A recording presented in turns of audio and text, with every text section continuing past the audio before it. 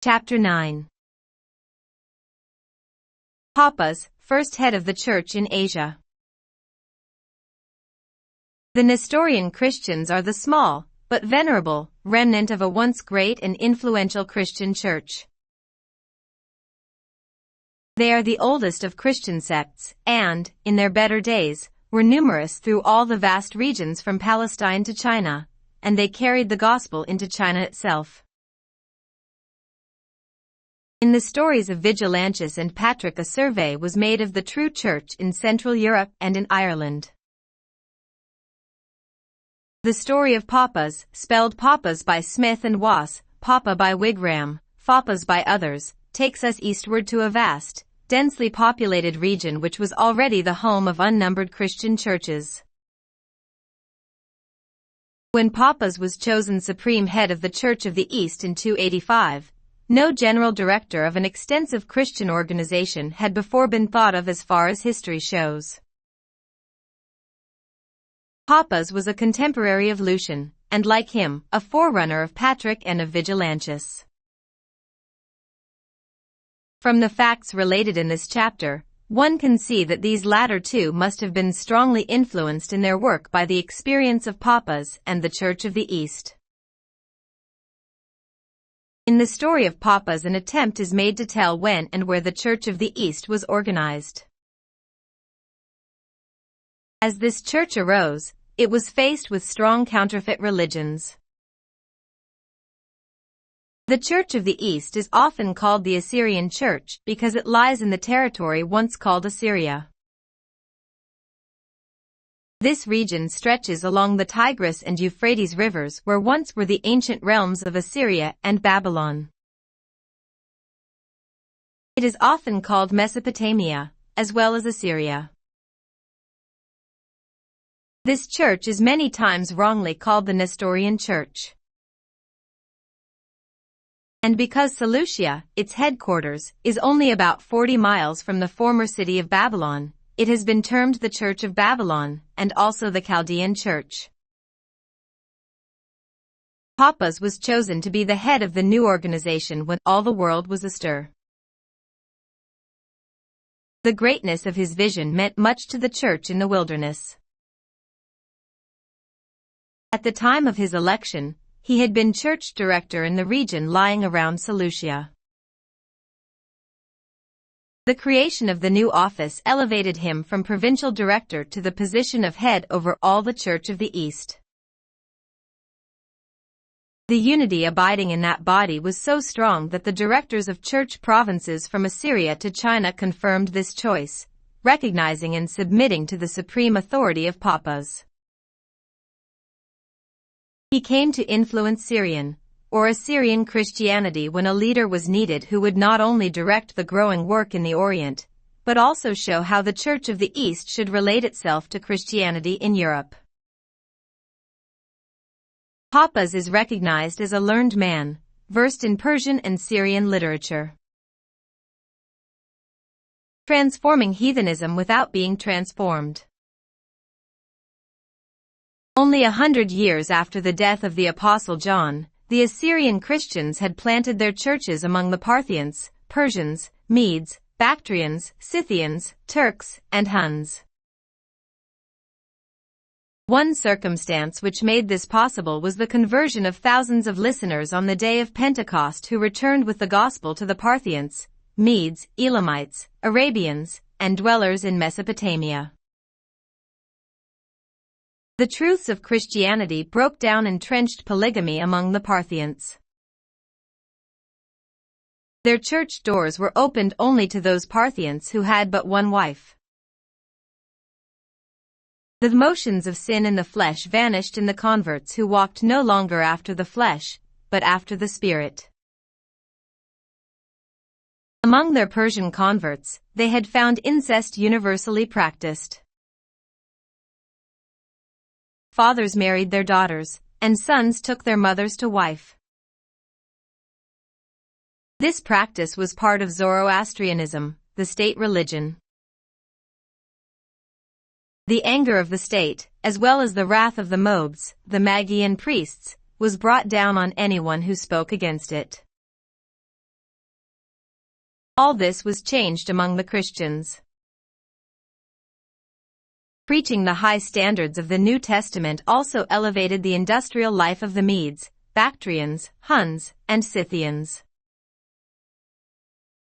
The powers of darkness fell before the children of light. Bardesanes, writing about 180, puts it this way. We are called Christians by the one name of the Messiah. As regards our customs, our brethren abstain from everything that is contrary to their profession, e.g., Parthian Christians do not take 2 wives. Jewish Christians are not circumcised.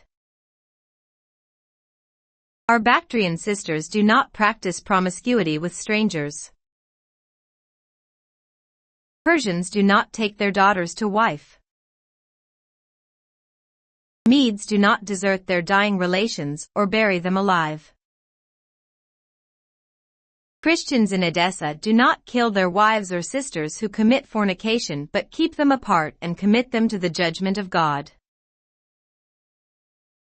Christians in Hatra do not stone thieves. Particular attention is called to the statement in the foregoing quotation, Jewish Christians are not circumcised. This refutes the charge that Christians who sanctified Saturday also practiced circumcision. The successes of the Assyrian Christians among the Scythians constituted a moral revolution. That vast, undefined region, lying north and east of the Black and Caspian Seas, generally known as Scythia, was a cradle of nations. Over and over again, successive waves of fierce warriors drove westward through the civilized parts of Asia. Often, they settled in the territory they conquered and founded new kingdoms. One Scythian tribe in particular may be noted. It seized the territory of northwestern India, which was then ruled by the successors of Alexander the Great, and founded the Kushan dynasty, AD 45 to 225. It had in its list several notable kings, one of which, fervently devoted to Buddhism, called a famous council of Buddhist priests with the intent of promoting unity among the monks and of converting the whole world to the new religion of India. One chief object sought in this conference was to bring uniformity among the Buddhist monks on the observance of their weekly Sabbath. A world convention held at Vaisali reveals how the Old Testament had impressed upon Buddha and his followers the weekly observance of a sacred day. Of this council Arthur Lloyd writes, was it permissible for brethren belonging to the same community to keep the Sabbaths separately? We can see how strong was the current of party feeling from the question about the Sabbath.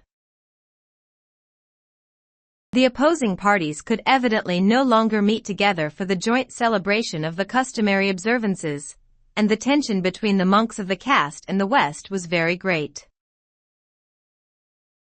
Thus, it is plainly seen how the field had been prepared for the coming of Christianity. The missionaries from Assyria did not recoil from entering the kingdoms founded by the Scythians in India and Scythia, nor did they fail to persevere in their attempts to evangelize the numerous tribes to the north. They pitched their tents alongside these wandering peoples on the plains of Tartary. There they planted thousands of Christian centers and achieved marvelous successes in Seleucia, headquarters of the Church.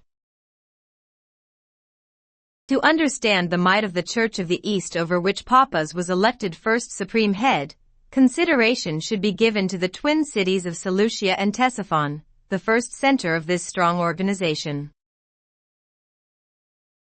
It must be remembered that in the days of the Apostles it was the Parthian Empire which lay cast of Syria and Asia Minor.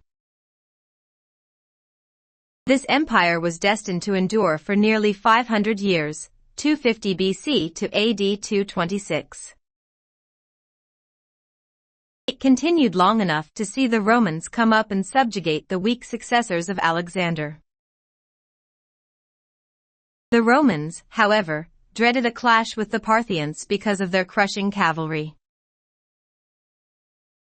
Had the Parthians put down Zoroastrianism, a religion which had been strong and crafty and determined to rule the state since the days of the Persian Empire, and had the Parthians been more avaricious of power, they might have continued to be dreaded conquerors. But they failed to do this. The Persians overthrew them in 226, and the new empire also set up its capital at Seleucia. When Papas was elected supreme leader of the church, he moved its headquarters there. Thus, during the centuries that Seleucia and Ctesiphon comprised the seat of government, first of the Parthians and then of the Persian Empire, New Testament believers looked to this place as their earthly spiritual center. It was a region to stir the imagination. Not far from the churches along the Euphrates River the ark had rested after the flood, and in this land the sons of Noah had laid the foundations of the Babylonian Empire. Nearby, Abraham and his fellow pilgrims had paused as they journeyed from Ur of the Chaldees to the land of Canaan. Had the Apostle John in his old age visited Edessa, he would have seen one of the fairest and most progressive cities of his day. Assyrian church leaders before Papas. The century and a half between the death of the Apostle John and the time of Papas was full of interest for the believers in the East. Not only there, but also in the West, movements of vast import were taking place in the Christian world. Because of Parthia's tolerant spirit, no iron monarchy held the nations of the Middle East in its vice-like grip as the Roman Empire held Europe.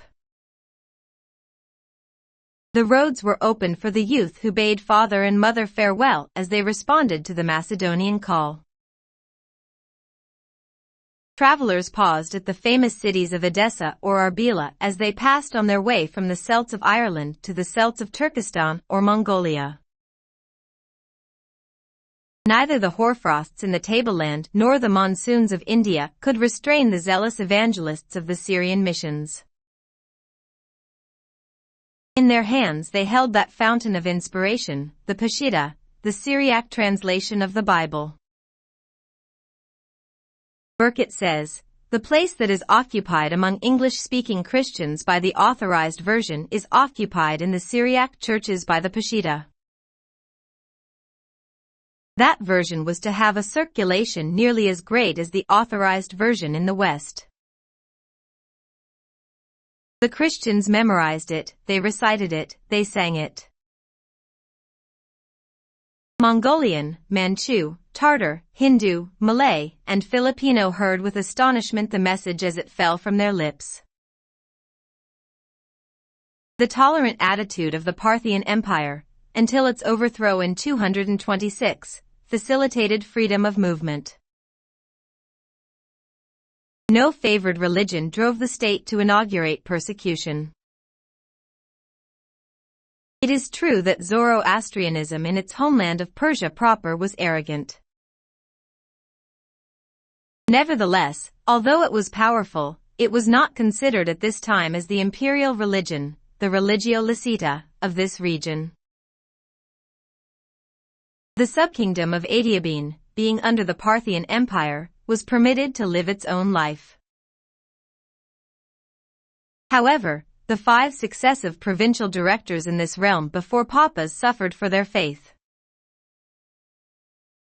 Samson was put to death because of the opposition of the Zoroastrians. His successor, Isaac, was imprisoned for some time in a pit because he had sheltered a prominent man who was a convert from Magianism. At the time of Noah, AD 163 to 179, the Zoroastrians invented a new and despicable kind of persecution. Kidnapping the daughters of the Christians, they sought to win from the maidens some expression favorable to their religion of sun worship. Once that was done, they claimed these children as converts and took them into a life of captivity.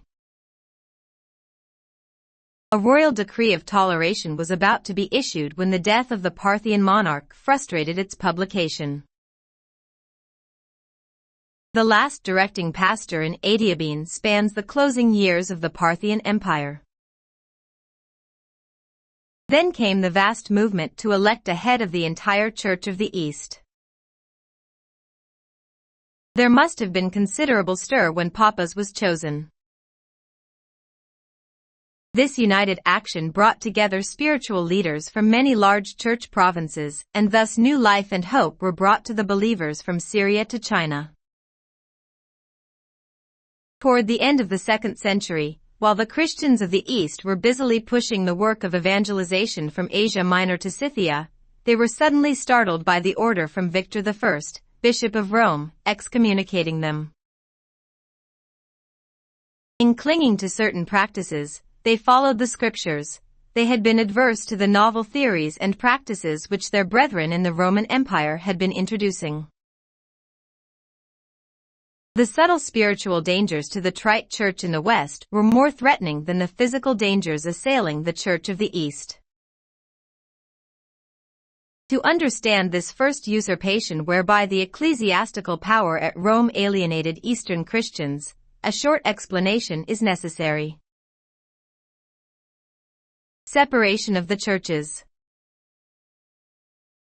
A division between church members who sought world leadership and those who humbly followed Jesus was growing in Europe. The majority of writings of Christian authors acceptable to the West, which have come down to us from the centuries immediately following the Apostles, reflect the mixture of Christianity and pagan philosophy. This is especially true of the allegorizing teachers and graduates of the Church College of Alexandria.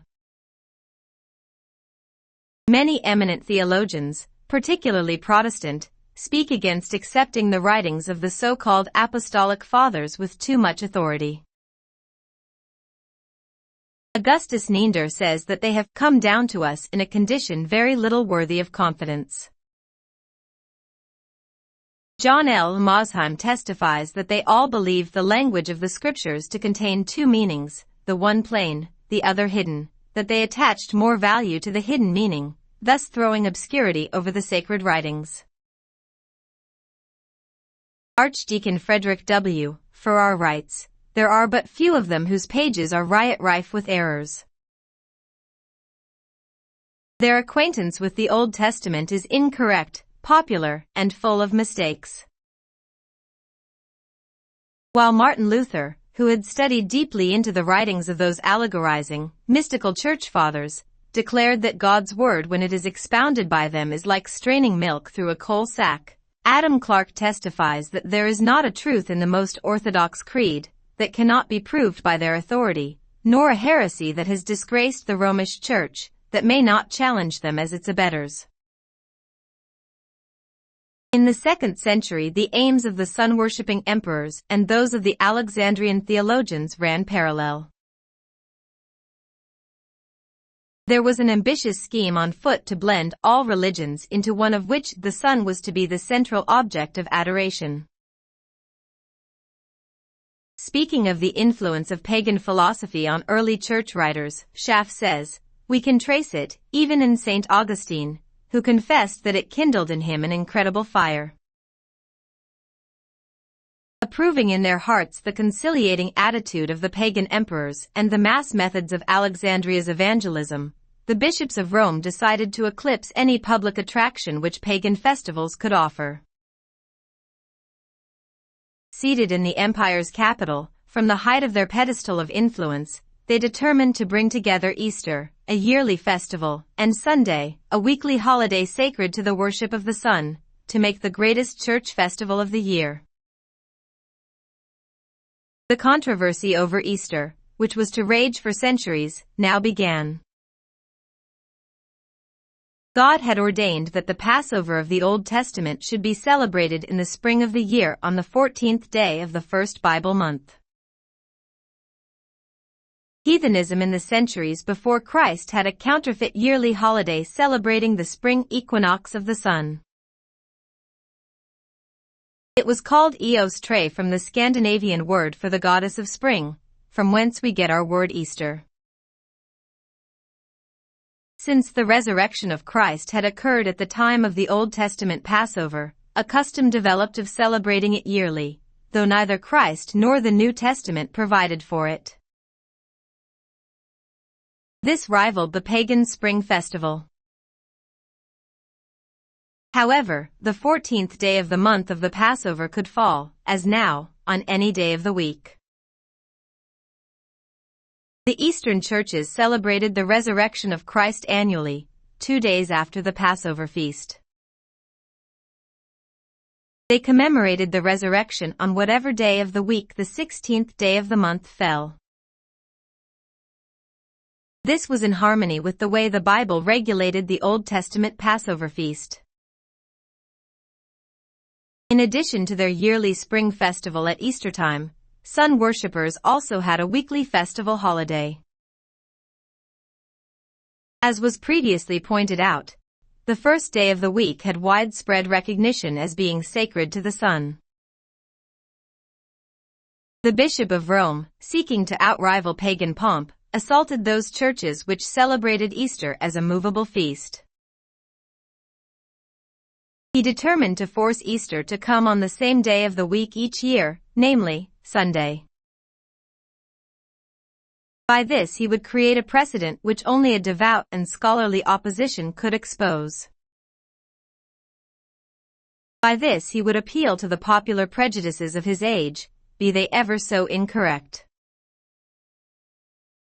By this he would claim to be the lord of the calendar, that instrument so indispensable to civilized nations. By this he would assert the right to appoint church festivals and holy days. By this he would confuse and perplex other church communions more simple and scriptural than he. Only those who have read carefully the history of the growth of papal power will ever know how powerfully the controversy concerning Easter served in the hands of the bishops of Rome. Victor I, the Bishop of Rome, assembled provincial synods up and down the Mediterranean coasts to come to an agreement on the date of Easter. Clement, at the head of the school of Alexandria, brought decision in favor of Rome's attitude by publishing a summary of traditions he had collected in favor of Sunday observance. Clement went further. There is no record of a writer daring to call Sunday the Lord's Day before him. This, Clement did.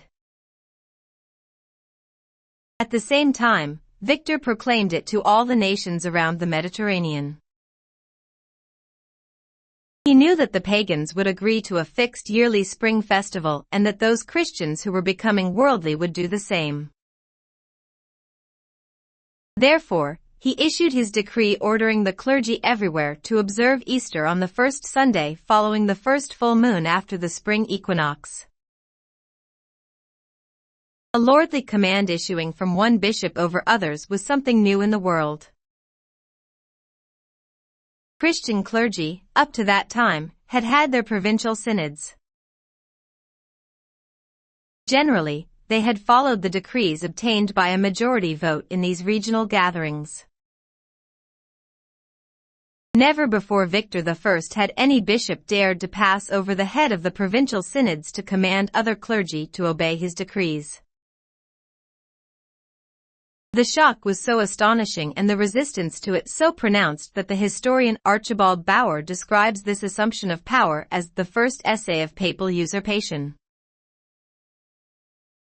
The Church of the East answered the lordly requisition, declaring with great spirit and resolution that they would by no means depart from the custom handed down to them.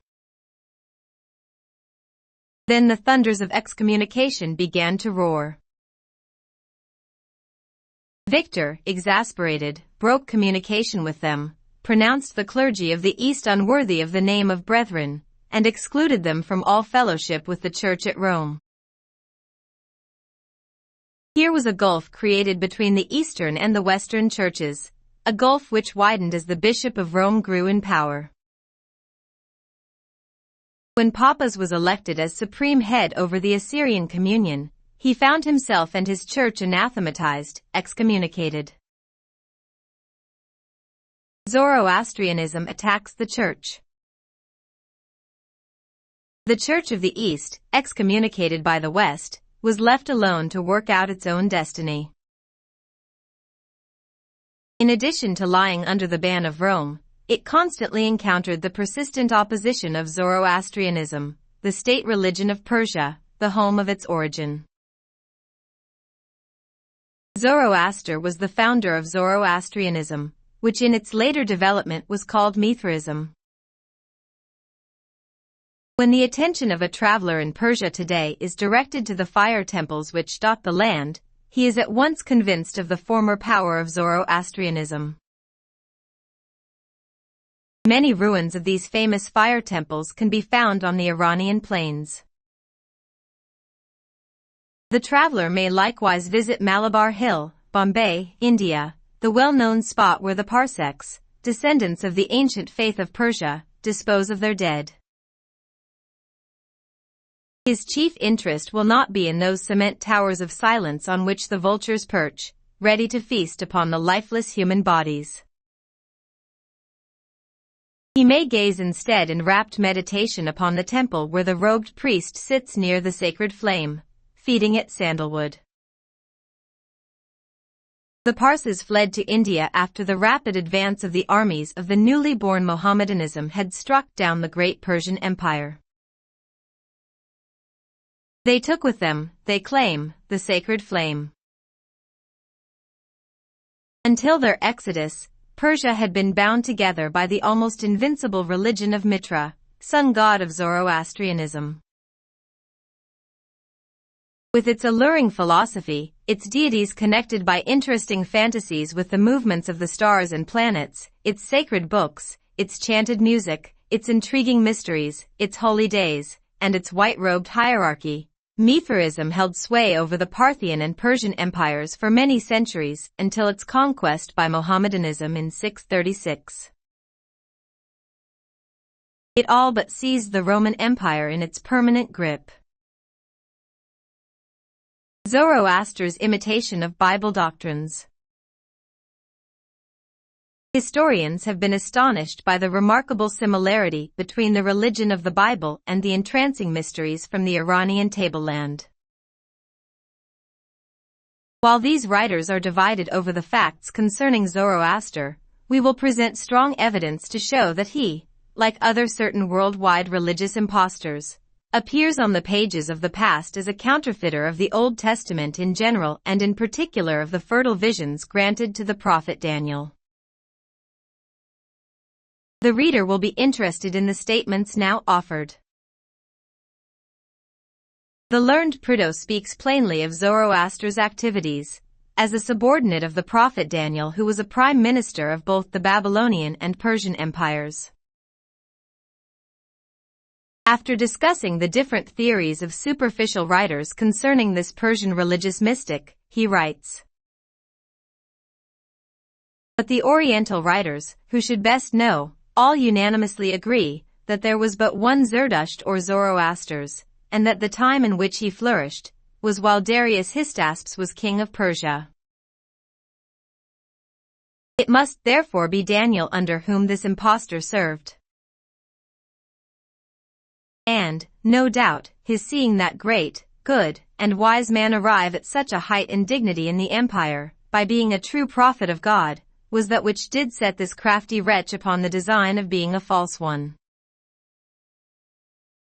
All which plainly shows the author of this doctrine, Zoroastrianism, to have been well versed in the sacred writings of the Jewish religion out of which it manifestly appears to have been all taken. Only the crafty impostor took care to dress it up in such a style and form as would make it best agree with that old religion of the Medes and Persians which he grafted it upon.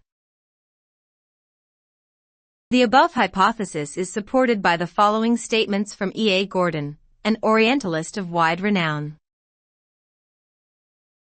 In reading these testimonies, we must remember that Daniel, Ezekiel, and Jeremiah were brought up together as boys and as prophets were prophesying at the same time.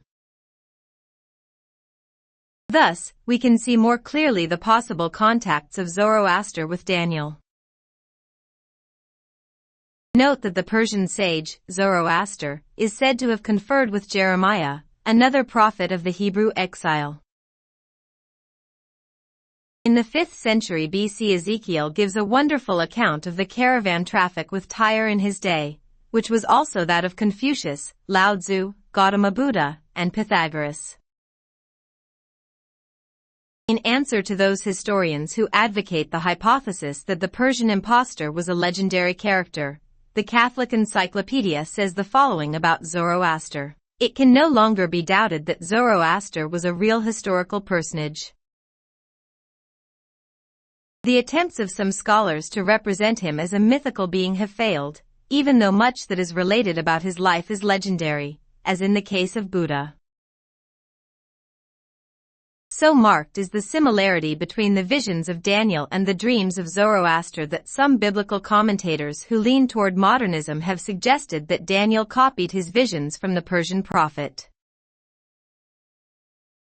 Others have confused him with the prophet Daniel. Other writers have thought that both had a common origin, and that the truths of the Old Testament, particularly the prophecies of Daniel, either came from Zoroastrians or were adopted from the Old Testament by Zoroaster. The following doctrines from the prophet Daniel reappear in the teachings of Zoroaster: one supreme God, the coming of the Messiah, the existence of angels and their revelations to man, the resurrection of the dead, the judgment of all mankind, and Adam and Eve, the first parents. There is a collection of sacred volumes, writings composed by Zoroaster, which was called the Book of Abraham. The same observances about meats, clean and unclean, are found as were given to Moses. There are commands for the payment of tithe, the ordaining of one high priest over all, and references to Joseph, Moses, and Solomon in the same way as they are presented in the Old Testament. Zoroaster also hated idolatry.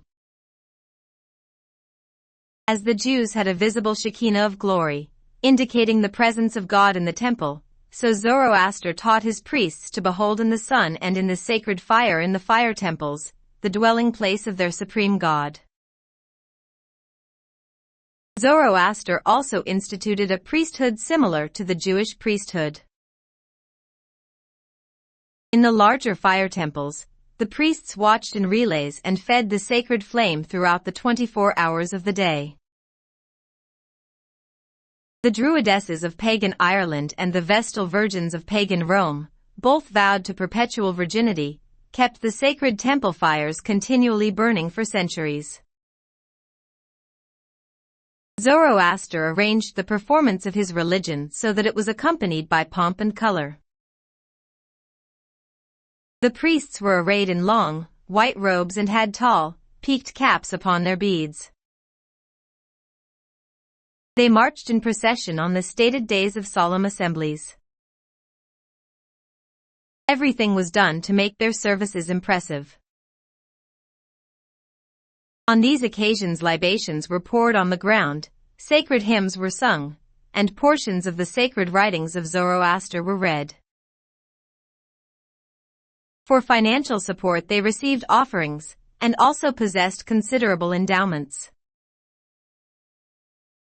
The revelations of the Old Testament had disclosed the Trinity. In a disfigured and uncouth semblance, Zoroaster proclaimed his species of a Trinity. He placed at the head of his celestial hierarchy Ormuzd, or Ahura Mazda, the great wise spirit, and Ahriman, the supreme evil spirit, who was the coeval and rival god of darkness dwelling in the bottomless pit of night. With them he associated in a marked way Mitra, the god of light, who was the sun and an embodiment of sun worship. As the sun was neither in the heavens nor on earth, but swung in an intermediate position between heaven and earth, so Mitra was the great mediator. When Mithraism had overspread the Roman Empire, Mitra was said to be the champion of sinners, the companion after death, and the guide of the soul into the heaven of heavens. Ezra, Nehemiah, and Esther had witnessed the domination of the cult of Zoroaster in the Persian Empire. This same religion captivated province after province of the Roman Empire until, through the popularizing of its sun god, Mitra, it threatened to stifle Christianity. The devotion to Mitra was astonishingly far-reaching. A long line of Mithraea, or temples of the god, stretched from southern France along the Rhine River, extending over into the territory of the Germanic tribes. Perhaps no political divisions of the state did more to bring glory to the Oriental deity than the Germanic provinces of the empire. The city of Rome itself abounds with the monuments of Mitra. It is an evidence of the great strength of Mithraism that pagan Rome, and later papal Rome, was seen surrendering to the religion of the Persians, its enemies. It was difficult for Christianity in its pioneer days to face a religion which for 600 years had been the dominant cult of the Persian and Parthian empires. A spiritual opposition, however, more serious than persecution devolved upon the early evangelists of Christianity because many outward features and beliefs of Zoroastrianism appeared identical to those of the Apostolic Church. This anti-Christian religion began to tell of Mitra the mediator, of his terrestrial mission to defend the faithful, of his ascension to heaven, of the baptism he instituted, of his second coming followed by the restoration of all things and the final unending reign of the righteous. Resemblances between Christianity and Zoroastrianism were so great that when the early Christians had multiplied enough to face their opponent, each body was in a position to look upon the other as a counterfeit. The sun-worshipping creed of Zoroaster. In tying the seasonable observances of its cult to the planets and the stars, Zoroastrianism had opened a field more sure for flights of speculation than the legends of older mythologies. The worst obstacle, however, which the early church had to meet was the exalted character given to Sunday by the Persian devotees. The great defect in many of the ancient religions was that they neglected to assemble their followers one day in 7 to hear expounded the laws of their founders. This, Moses had commanded his people to do. Zoroastrianism did not neglect this principle. It emphasized the sacredness of one day in 7. Since it was preeminently a religion of sun worship, what was more appropriate than to choose Sunday, the day of the sun, as the holy day? To enhance Sunday observance, the Magi, or Persian wise men, taught that the 5 planets, all that were known in their day, with the sun and the moon, were deities. A day of the week was dedicated to each one of these 7 heavenly bodies. Thus, Sunday was devoted to Mitra, or the sun, the greatest of all gods of Zoroastrianism. Their baptismal service, called the Torabolium, was an example of the Mithraistic rites so abhorrent to the followers of Jesus. The novitiate was made to lie naked on the floor of a lower chamber whose roof was of latticework. In the upper chamber a bull was slain, and the blood dripped through the latticework onto the candidate below. We have already mentioned the practice of incest. Since Mitra was said to have been born in this way, the revolting practice persisted through the centuries. In addition to the Persian sacrifices, oblations were used, such as pouring oil or honey or milk onto the ground. As the followers advanced through the 7 stages or degrees upward in the cult of Mithraism, many purifications and flagellations were demanded. We have noted the unparalleled rapidity and strength with which Mithraism captured the provinces of the Roman Empire. It was in the homeland of Persia, the center and source of the counterfeit, where the first missionaries of the Christian faith stormed its citadel. Thus, in the opposition of the Western ecclesiastical power in Europe and in the powerful antagonist of Zoroastrianism in the East, there was an almost insurmountable obstacle to be overcome by the Church of the East. It was providential that at this critical time when the Church was extending its vast program toward the East, it unified its forces and found in Papas a strong leader.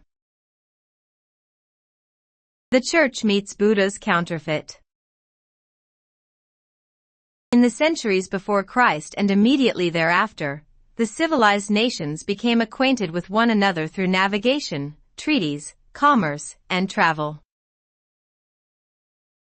Rome, Greece, Persia, and China were all interested in building and maintaining good roads, and determined to reach out for the other's territory. By the time of Pompey, about 50 BC, the Roman rule had been extended to the western shores of the Caspian Sea, where the boundary of China was to be found. From the time of Alexander's conquest of northern India, 325 BC, there was considerable intercourse between Egypt and India. The carrying into captivity of the Jews, that of the 2 tribes of the south, beginning 606 BC, and that of the 10 tribes of the north, beginning about 800, and their being scattered throughout all nations, were other means of intercommunication between Oriental nations in Old Testament times. The Jesuit scholar, M.L. Huck, has pointed out that the Jews proceeded in numerous caravans to Persia, India, Tibet, and even China, that this had the effect of disseminating their books, their doctrines, and their prophecies among all the inhabitants of Asia, that the Jews were scattered into all cities, and that it was not easy to find a spot of the earth which had not received them and where they had not settled. This intercourse of Oriental nations is thus expressed by another writer. Throughout the Han Dynasty, commercial relations existed between Rome and China, the 2 greatest and most powerful empires of antiquity. In the 1st century, Strabo saw 120 ships in a Red Sea port, ready to sail to India, and, up to the opening of the 3rd century, maritime expeditions left Egyptian and Persian ports via the Red Sea and Indian Ocean for Canton and other South China ports. Khotan, a great city of Turkestan, far west from China proper, was founded by the Chinese emperor who built China's Great Wall, c. 214 BC. It was the capital of Turkestan, a country as large as France and very rich in resources. It was the central city where Chinese and Aryans met. Turkestan had highways, inns, and transportation facilities that made trade and communication possible between China and Persia and India. The following significant link in history is most interesting. Historians point out that Darius the Great, son of Hystaspes, conquered northwestern India about the time that Buddha made his famous visit to King Ajatasattu, whose dynasty reigned over wide dominions in northeastern India. Here was a way for Zoroaster's teachings to mingle with those of Buddha. The part of India conquered by Persia was ruled as the 20th satrapy, or province, and was considered the richest district in the Persian Empire. It furnished the largest bullion revenue of the empire's Asiatic provinces. A contingent of India's archers fought in the Persian army which marched against Greece. This overlapping of Persia and India made Zoroastrianism available for the Hindu people. The given name of Buddha was Gautama. The word Buddha means the enlightened. Ernest de Bunsen says, the doctrines of Zoroaster were as well known by Gautama as by the initiated Hindus, though they hid this knowledge more or less from the people. Bunsen further says, the Buddhistic reform was based on Zoroastrian doctrines. Pythagoras of Greece followed Zoroaster. Since Confucianism in China in its close resemblance to Buddhism apparently followed Old Testament teachings and was similar to Pythagorean philosophy, agreements in these three religions can be found. Their differences are chiefly on the difference of emphasis. Buddha of India placed his emphasis on the world to come, Confucius of China on a religion of home and state, and Pythagoras of Greece on the mind and soul. The first was pantheistic, the second was nationalistic, and the third was spiritistic. In this manner these religious leaders influenced nations and caught them in their bewitching, false applications of divine revelations. Until the time of Buddha, about 500 BC, India had been in the grip of Brahmanism, loaded with the caste system and given over to idolatry. The new religion of Buddha swept successfully into this subcontinent. Buddhism changed idolatry from the worship of millions of gods to the worship of Buddha himself. Its teaching is permeated with doctrines and ceremonies counterfeiting the revealed religion of the Old Testament. In Buddhism one can find visions, temples, images, and feast days. The great Buddha festival of the 15th day of the 7th month should be noted as being the precise date of the biblical Feast of Tabernacles. In this, Buddha probably followed Zoroaster. Later, striking evidences will be given of how Buddhism subsequently saved itself from world rejection by counterfeiting the history and doctrines of Christ. The relation of Buddha to the seventh-day Sabbath is expressed by Arthur Lloyd in these words. To us it will seem easy to conjecture the quarter from which he got his idea of a weekly Sabbath, and the fact that the order of monks kept their Sabbath days for many centuries after the Nirvana will make it easier for us to recognize and admit the doctrine held by a large section of northern Buddhists that Buddha also taught, personally and during his earthly life, the salvation worked out for many by another Buddha, who is boundless in life, light, and compassion, and whom Japan knows as Amitabha. The Church of the East combats Hinduism. Hinduism, which had already attempted to meet the challenge of the Old Testament teachings and the Buddhist reform, bestirred itself again to oppose the Church of the East. In the days of the prophet Daniel, the full light of God's truth broke upon the people of the Ganges. They were engaged in the sensual worship of their idols. Immorality and degeneracy had seized upon them with terrible force. They were destined to perish in their own corruption should salvation not reach them from some other quarter. The Jews of the 10 tribes, more than a century before Daniel, had been taken into captivity. In the providence of God, they had been scattered into many lands, yet they were still God's chosen people. Fired by the wonderful new revelations vouchsafed to the prophet Daniel, they preached with a ringing challenge to the animistic gods of India. Hebrew literature poured across the Himalayas telling of God the Father, the Holy Spirit, and a third person of whom the psalmist declared, "The Lord said unto my Lord, Sit thou at my right hand." The Jews settled in India. One Orientalist finds convincing evidence that the Afghans were descended from the lost tribes. In the country of the Afghans, among the innumerable descendants of the Jewish captivities, Buddha's race ruled. There, stirring events of Buddha's ministry took place.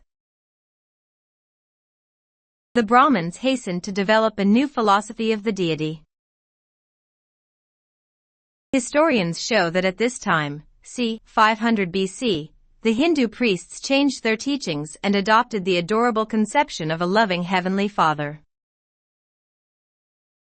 A new literature sprang up, and innumerable tractates were written to place Brahma, the creator, Vishnu, the preserver, and Shiva, the destroyer, the Hindu trinity, on a par with Jehovah.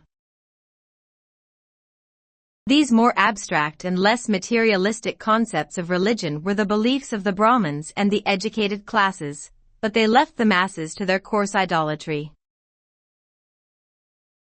The Brahmins aimed to control the idolatry of the ignorant populace by using powerful doctrines of fear and favor. Nothing had aroused the Jews in captivity to such a pitch of enthusiasm as the visions of Daniel disclosing the coming of their Messiah. The Hebrew prophet made it clear that this anointed one was to be a suffering mediator, a substitute in his death for sinners. While the Brahmins did not grasp this phase of the Messiah's mission any more than did the Pharisees, they were aroused to the significant appeal which a divine mediator would have upon the masses. Therefore, they invented new teachings without acknowledging the source of their inspiration. They began to teach a Hindu trinity, a rival to the Old Testament Godhead. An illustration of this can be seen outside of Bombay, in the rock cave temple on the island of Elephanta, visited annually by thousands of pilgrims and travelers. Besides giving to their votaries the three heads on one body type of trinity, the priests employed the heathen doctrines of pantheism, nirvana, and transmigration. In pantheism, they taught that the Godhead was the sum total of the universe. Material things, as one saw them, did not exist. Every visible object was an illusion. All things were but fleeting manifestations of divinity. They were without essential reality. Only one thing was real: Brahma, the Absolute, the Infinite, the Indescribable, the All. The doctrine of transmigration struck terror to the hearts of the people of India. It contemplated a never-ending succession of funerals and subsequent rebirths into lower animal or plant forms of life. Existence in this present life for the Hindu masses meant at the best only one misery after another. Death, however, held no release for them. Instead of bringing relief to life's sufferings, the soul must descend to earth again to become a snake, a dog, or a filthy swine. If any hope existed in a chance to choose the lesser of two evils in the world to come, they must obey the priests in this life. Hence, the power of the Brahmins. The third doctrine, nirvana, was the belief in the utter absorption of existence at death. It meant the annihilation of the man, the self, by complete union with Brahma. It contemplated the melting away of all conscious entities into the passionless peace and rippleless thought of deity. The most blessed existence was the utter dissolution of all existence. The Trinity would gather up into itself for endless years all the untold personalities of the universe. Heaven was not a place, it was a state of mind. It was heresy to the Hindu to say that eternity would be filled with holy, happy beings such as the Old Testament described. According to Hinduism, thrones, principalities, angels, demons, and mediators would all perish. They were all fantasies of the spirit, they did not really exist. The new revolution in Hinduism. Such was India 500 years after Daniel when the Church of the East entered that unhappy land. Of all the difficult situations Christianity ever faced in the Orient, the one in India was without rival. Fearless in the strength of the Holy Spirit, apostolic fervor at once challenged hidebound heathenism.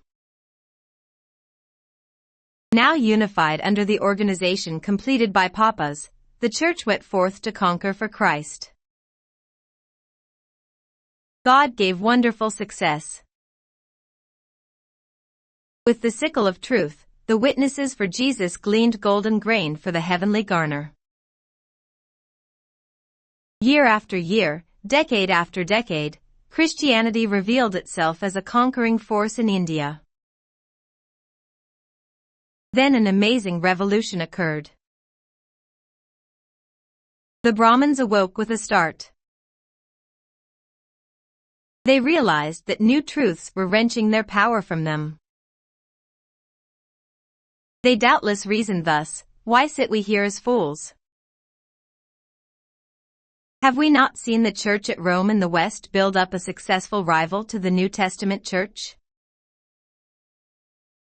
Let us outrun both Rome and the simpler bodies of Christianity.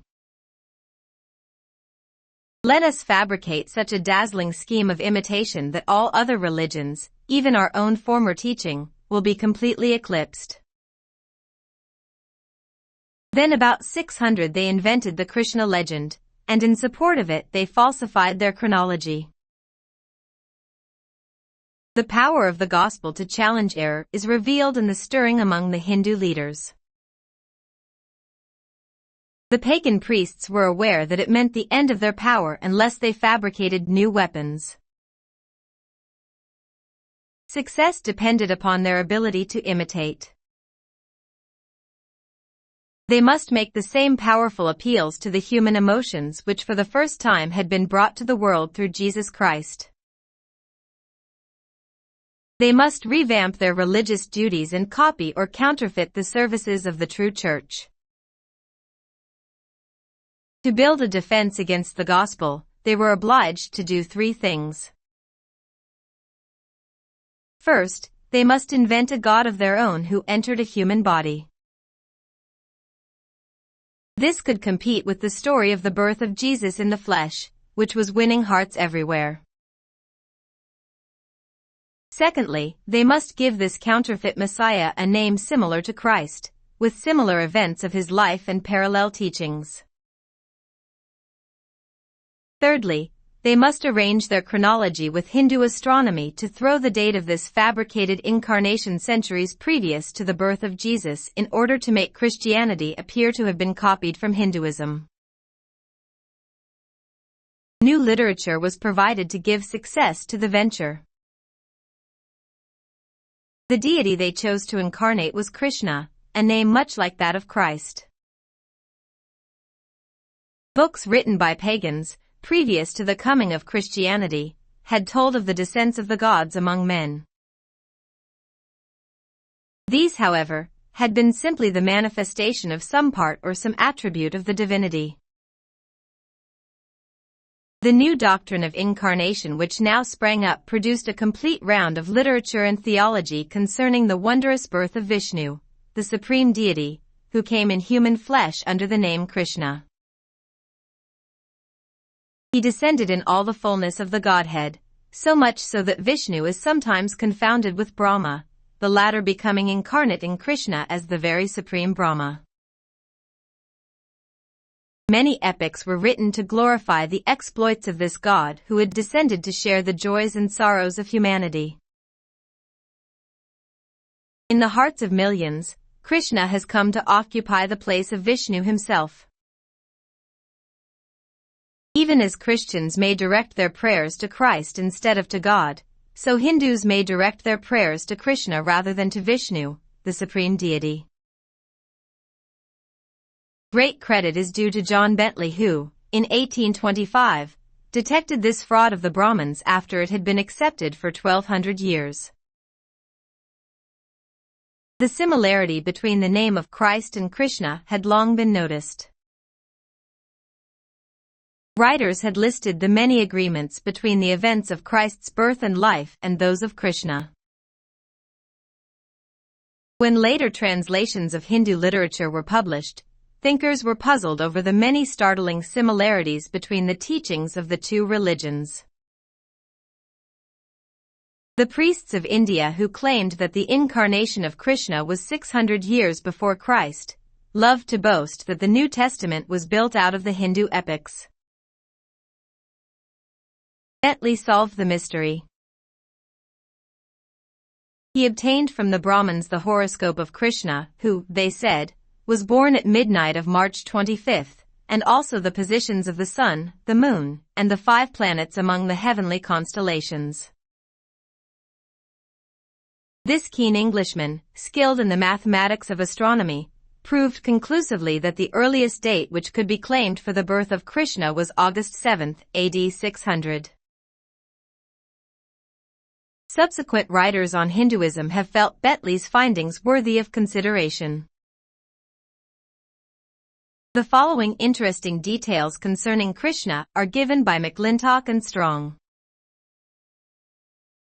Krishnaism, with all its imperfections, may be accounted as a necessary and the extreme revolt of the human heart against the unsatisfying vagaries of the godless philosophy into which Brahmanism and Buddhism had alike degenerated. The speculations of the 6 schools of philosophy, as enumerated by native writers, served only to bewilder the mind until the word Maya, illusion, was evolved as the exponent of all that belongs to the present life, while the awful mysteriousness of nirvana overshadowed the life to come.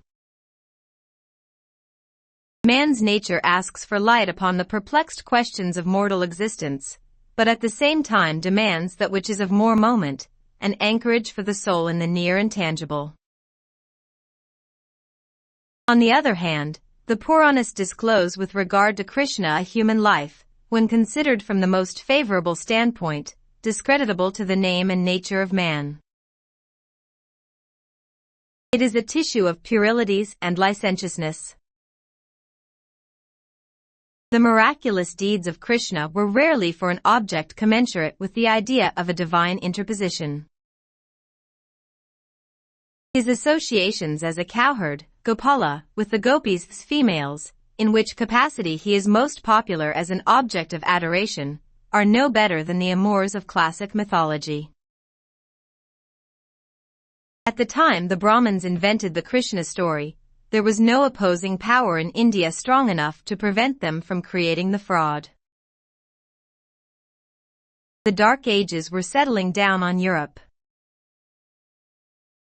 In the West, there was neither enough interest nor ability to unmask the deception. It is a great tribute to the splendid missionary activity displayed by the Church of the East that Hinduism, fearful of losing its power, was driven to create a counterfeit of Christ and his gospel. It proves that the evangelical church over which papas had been elected in 285 had become a force to be reckoned with by 600. Speaking of Cosmas, the celebrated Nestorian traveler and preacher, a well-known Oriental writer, using the word monk in its original meaning of pastor, indicates the vast extent of the Church of the East in 538. Here we will again pause a moment to consider the description given by Cosmas, who before he became a monk was an Alexandrian merchant and navigated the Mediterranean, Red Sea, Persian Gulf, and also visited India and Ceylon, of the vast extent of an Oriental Christianity at the very date, AD 535, of the arrival of the Mahayana in Japan.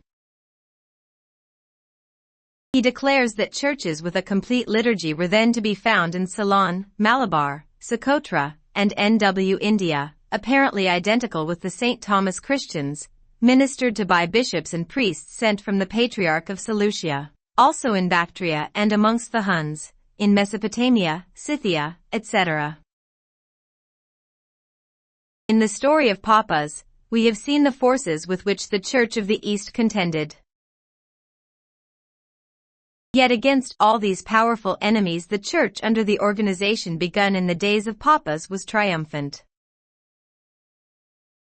Each one of these counterfeit religions was obliged to adopt drastic measures to combat the inroads made by this Church, a guardian of apostolic Christianity.